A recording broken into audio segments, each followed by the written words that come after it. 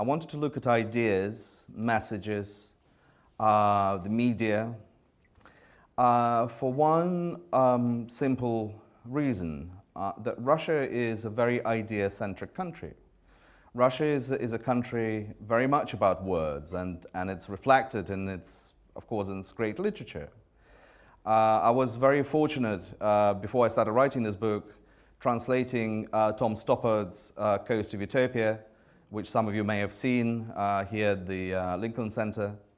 It was also staged in Moscow and in London, and there is a wonderful moment there where a literary critic, Vissarion Belinsky, visiting Paris, says to his friends, there will come a day when saying that I'm Russian will not bring shame, but will bring pride because of the Russian literature. It will be all about words, and literature has to take upon itself great tasks, substituting political institutions. I mean, I'm not quoting directly, but that's the meaning of the passage. But this interest and particular attention to words and ideas had another side to it, which was remarked on by a great Russian physiologist and psychologist, Ivan Pavlov, the same Pavlov who's, Pavlov the dog, who, speaking to students in Petrograd in 1919, 2 years after the Bolshevik Revolution in the country, which was torn by civil war, said there is a very peculiar thing about Russian people in that we pay much more attention to words and ideas than we do to facts and reality. Now, it's hard to suspect or accuse, by that time, he was late into his late 70s, Ivan Pavlov of Russophobia. I mean, he was as great a sort of European or Russian as it gets. But that was a very true and almost sort of detached reflection on this faculty, our ability to sometimes believe the images and words, which is sort of the second signal system, more than you believe your own eyes. And I have observed that faculty in Russia throughout the years that I've been reporting there, and most recently in Crimea and in Ukraine. What was extraordinary, I was in Crimea when just a few hours, literally, before the polite green man showed up. I was on the last flight out of Kiev to Simferopol. A few hours later, the airport was seized by the Russian army. And I was traveling through Crimea, seeing people waving flags and celebrating something. And when you ask them, what are you celebrating? They said, we're celebrating liberation. Liberation from what?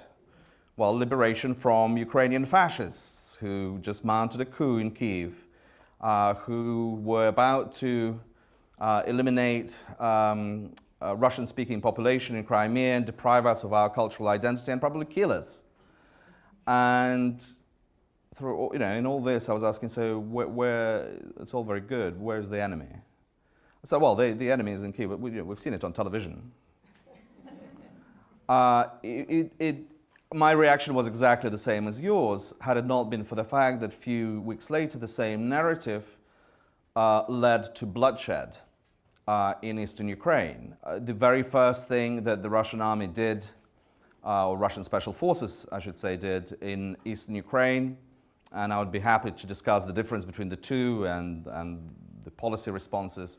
But the very first thing the Russian special forces did in crossing into Ukraine was to seize control over television transmitters and to switch off Russian channels, to switch off Ukrainian channels and to start broadcasting Russian channels which were perpetuating this narrative of Ukrainian fascists who were coming to kill this poor Russian people in eastern Ukraine.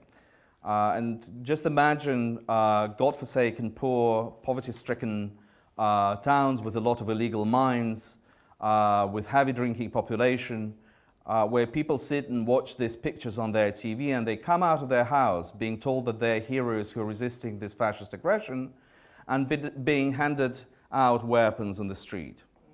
The war which we've observed in eastern Ukraine and in Crimea was a very unusual war. I mean, we refer to it as a hybrid war now, but it was a war that was led by the media, by television, and backed by the army, which is highly unusual in a normal warfare, where you have the military aggression first, and then you have propaganda backing the military side.